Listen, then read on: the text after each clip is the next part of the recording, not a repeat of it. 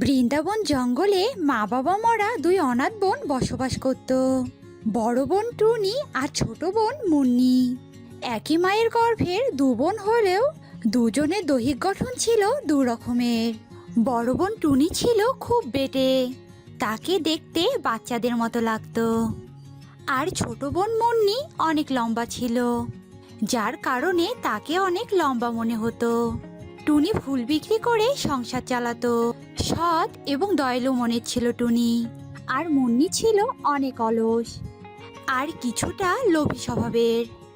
এরপর একদিন সকালবেলা,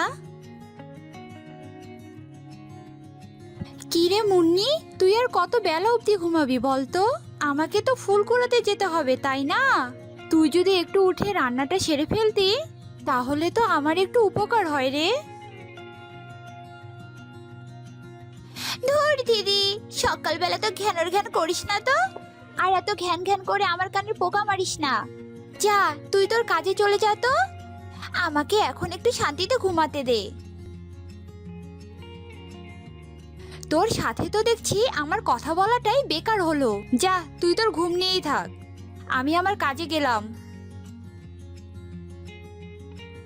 এই বলে টুনি ঘর থেকে বেরিয়ে ফুল কুড়াতে যায়। আর ফুল কুড়িয়ে সেগুলো বাজারে বিক্রি করে বাজার করে নিয়ে বাড়িতে ফিরতে থাকে। পথে এক প্রতিবেশীর সাথে দেখা হয়। প্রতিবেশী টুনিকে বলে, কিরে টুনি, তুই কি সারা জীবন এরকম বেঁটেই থেকে যাবি? তুই কি আর বড় হবি না? এভাবেই যদি বেঁটে থাকিস তাহলে তো কোনো ছেলে তোকে আর কোনোদিন বিয়ে করবে না। তখন তুই ঘরের খুঁটি হয়ে বেঁচে থাকবি। আর তোর ছোট বোনের তোর চোখের সামনে বিয়ে হয়ে যাবে রে। আমি বেটে, কিন্তু এটা নিয়ে আমার কোনো আফসোস নেই। ঈশ্বর আমাকে যা দিয়েছে আমি তা নিয়েই অনেক খুশি। এতক্ষণ পরিশ্রম করে আমাকে এতগুলো কথা শোনানোর জন্য আপনাকে ধন্যবাদ। এই বলে টুনি মনের ভিতরে কষ্ট লুকিয়ে রেখে বাড়ি চলে যায়। এদিকে মুন্নি কোনো কাজ করে না, সে সারাদিন পড়ে পড়ে ঘুমায়। আর এ দেখে টুনি বলে, হায় হায় রে মুন্নি, তুই এখনো ঘুমাচ্ছিস? তোকে নিয়ে যে আমি কি করব সেটা আমি ভেবেই পাচ্ছি না রে। ওঠ বলছি এক্ষুনি, নয়তো গরম জল এনে ঢেলে দেব কিন্তু। ওফ, কত ভাগ্য করে যে তোর মতো একটা দিদি পেয়েছি না। কে জানে, সারা দিন শুধু ঘ্যান ঘ্যান আর ঘ্যান ঘ্যান, ভালোই লাগে না আর আমার এসব বলে মুন্নি রাগ করে বিছানা থেকে উঠে ফ্রেশ হয়ে নেয়। আর দু বোনে একসাথে খাওয়া শেষ করে যে যার কাজে চলে যায়। আর এভাবেই বেশ কিছুদিন কেটে যায়। আর এরপর একদিন টুনি আর মুন্নি মিলে জঙ্গলে ফুল কুড়াতে যায়। হঠাৎ করে তারা দুজনে কোনো এক ব্যথায় যন্ত্রণায় কাতরানোর আওয়াজ শুনতে পায়। ওটা শুনে তো ওরা দু বোন সামনের দিকে এগিয়ে যেতে থাকে। আর ওরা দেখে সামনে এক পরী বসে বসে কাঁদছে। উফ মা গো, আমার পা জ্বলে গেল। কেউ কি এখানে আছো? আমাকে একটু সাহায্য করো। তখনই টুনি পরীর কাছে গিয়ে বলে, কি হয়েছে তোমার? এভাবে কাঁদছো কেন তুমি? এক দুষ্টতান্ত্রিক আমাকে আহত করে এখানে ফেলে দিয়ে গেছে। তোমরা আমাকে সাহায্য করো। আচ্ছা ঠিক আছে, আপনি এখানেই বসুন, আমি আপনার পায়ে জড়িবুটি লাগিয়ে দিচ্ছি। এসব বলে টুনি গাছের পাতা শেকড় জড়িবুটি বানিয়ে নিয়ে পরীর পায়ে লাগিয়ে দেয়। জড়িবুটি লাগানোর পর পরী অনেকটা সুস্থ বোধ করে। আর পরী বলে,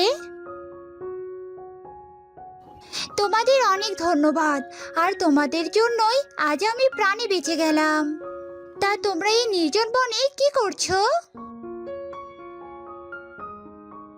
আমরা দু বোন অনাথ, পেটে ভাত দেওয়ার মতো আমাদের কোনো কর্ম নেই। তাই বাধ্য হয়ে জঙ্গল থেকে ফুল কুড়িয়ে সেগুলো বাজারে বিক্রি করে সংসার চালাই। আজ আমরা ফুল কুড়াতে এসেছিলাম, আর আপনার কান্নার আওয়াজ শুনে আমরা এখানে এলাম। আর আপনাকে সাহায্য করতে গিয়ে আমাদের সব ফুল শুকিয়ে গেছে।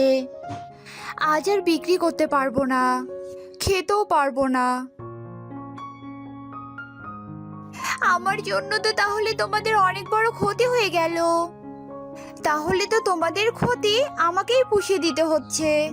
এই নাও, দুজনে দুটো বীজ নাও, এগুলো নিয়ে তোমাদের বাড়িতে লাগিয়ে দিও। এরপর এখান থেকে দুটো গাছ হবে। সেই গাছ দুটো বড় হওয়ার পর প্রথম যে পূর্ণিমার রাত আসবে, সেই রাতে শুদ্ধ গঙ্গা জল নিয়ে ওই গাছ দুটোর গোড়ায় ঢালতে হবে। তবে সাবধান, গাছের গোড়ায় জল ঢালার সময় তোমাদের অনেক বাধা আসতে পারে, সেগুলোতে কোনোভাবেই পিছপা হওয়া যাবে না। আর প্রথম প্রহরে টুনি আর দ্বিতীয় প্রহরে মুন্নি জল দিবে, তবে দুজনে এই কাজ করতে পারবে না। আর আরেকটা কথা, গঙ্গা জল দেওয়ার সময় তোমরা পেছন বা আশেপাশের দিকে তাকাবে না। তোমাদের যত বাধাই আসুক না কেন, তোমরা এক লক্ষ্যে অটুট থাকবে। আচ্ছা ঠিক আছে পরি, তোমাকে অনেক ধন্যবাদ। এরপরে টুনি আর মুন্নি বীজ নিয়ে বাড়ি ফিরে যায়। এরপর দু বোনে বাড়ির উঠানের আশেপাশে বীজ দুটোকে রোপণ করে দেয়। এরপর তারা নিজেদের কাজে চলে যায়।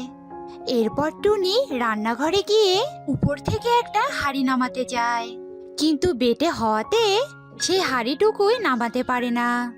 তখন মুন্নি টুনিকে বলে, কিরে দিদি, তুই কি একটু লম্বা হতে পারিস না? তুই তো আমার থেকে বয়সে কত বড়, আর দেখতে কি না আমার থেকে ছোট। তোকে দেখলে যে আমার অনেক হাসি পায় রে দিদি। আর আমাকে দেখ তো, তোর থেকে ছোট হয়েও আমাকে কত বড় দেখায়। খুব ভালো লাগে রে আমার। হয়েছে রে বোন, হয়েছে। আমাকে আর কথা না শুনিয়ে নিজের ঘরে যা তো। টুনির কথা শুনে মুন্নি মুখ ভেসকিয়ে নিজের ঘরে চলে যায়। আর এদিকে রাতও হয়ে যায়। টুনি আর মুন্নি খাওয়া দাওয়া করে ঘুমিয়ে পড়ে। এরপর ভোর হয়। দুই বোন উঠে আগেই বীজ দেখতে যায়। বীজ দেখতে গিয়ে তো তারা দু বোনই অবাক হয়ে যায়। একি রে দিদি, এক রাতেই আবার বীজ থেকে চারা বেরিয়ে এত বড় হয়ে গেছে, এটা কিভাবে সম্ভব বলতো? মুন্নি, এটা মনে হয় কোনো জাদুই বীজ ছিল, তার কারণেই এমনটা হয়েছে।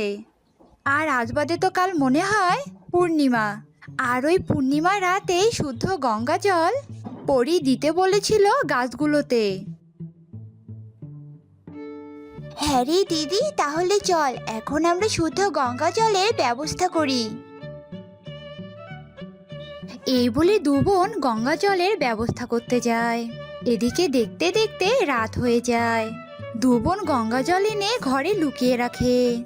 এরপর দেখতে দেখতে ভোর হয়, আর ভোর কাটিয়ে দুপুর, আবার রাতও হয়। আর এরপর রাত 12টা বাজতেই পূর্ণিমার চাঁদ বড় হয়ে যায়। তখন দু বোনই দু গাছে জল দেওয়ার জন্য বেরিয়ে আসে। বোন, পরি তো বলেছিল প্রথম প্রহরে আমি যেন জল দেই, আর দ্বিতীয় প্রহরে তুই। আর তাই তুই ঘরে গিয়ে অপেক্ষা কর, আমি ডাকলেই বেরিয়ে আসবি। আচ্ছা ঠিক আছে রে দিদি।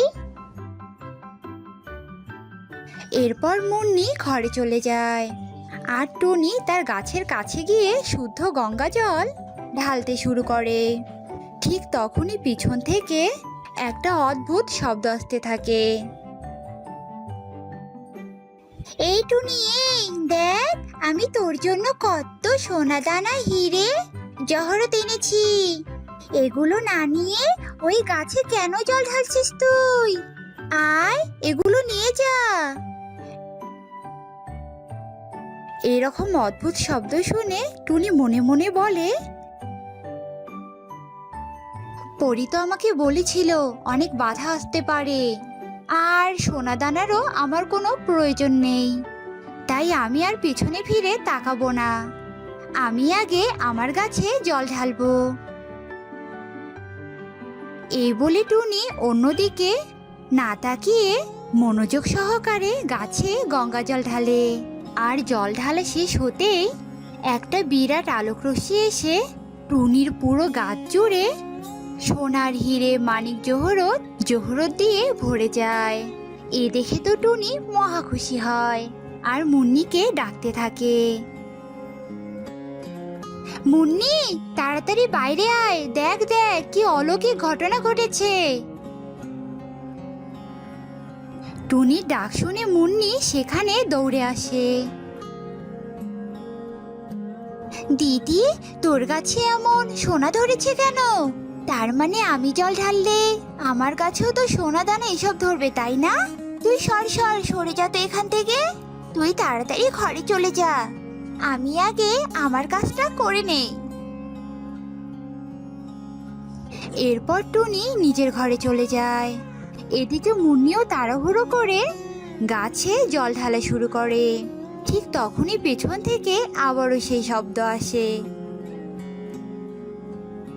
এই মুন্নি দেখ, আমি তোর জন্য কত সোনা দানা হিরে জহরত কত কিনে এসেছি। এগুলো নিবি না তুই? তাড়াতাড়ি আয় আমার কাছে। গায়েবী আওয়াজ শুনে মুন্নি লোভে পড়ে যায় আর অমনি পেছনে তাকায়। ঠিক তখনই মুন্নির কাছে অনেকগুলো সাপ এসে ঝুলতে থাকে। আর তখনই মুন্নির গাছটা কথা বলে ওঠে, মূর্খ মূর্খ তুই, তোর মনে এত লোভ বাসা বেঁধেছে যে তুই সব ভুলে গিয়েছিস। তোর এই লোভের শাস্তি তো তোকে পেতেই হবে। আমার ভুল হয়ে গেছে গাছ, তুমি আমাকে ক্ষমা করে দাও, দয়া করো।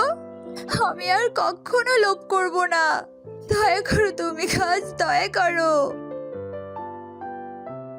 আমার কাছে ভুলের কোনো ক্ষমা নেই, তাই তোকে লোভের শাস্তি পেতে হবে মুন্নি। এরপর গাছে ঝুলে থাকা সাপগুলো মুন্নিকে দংশন করতে থাকে। এরপর সাপের বিষে মুন্নি নীল হয়ে যায় আর সেখানেই মৃত্যুবরণ করে। আর মুন্নির গাছটাও সেখান থেকে অদৃশ্য হয়ে যায়। এদিকে টুনি বাইরে এসে এসব দেখতে পেয়ে টুনি তার মৃত বোন মুন্নিকে নিয়ে অনেক কাঁদতে থাকে।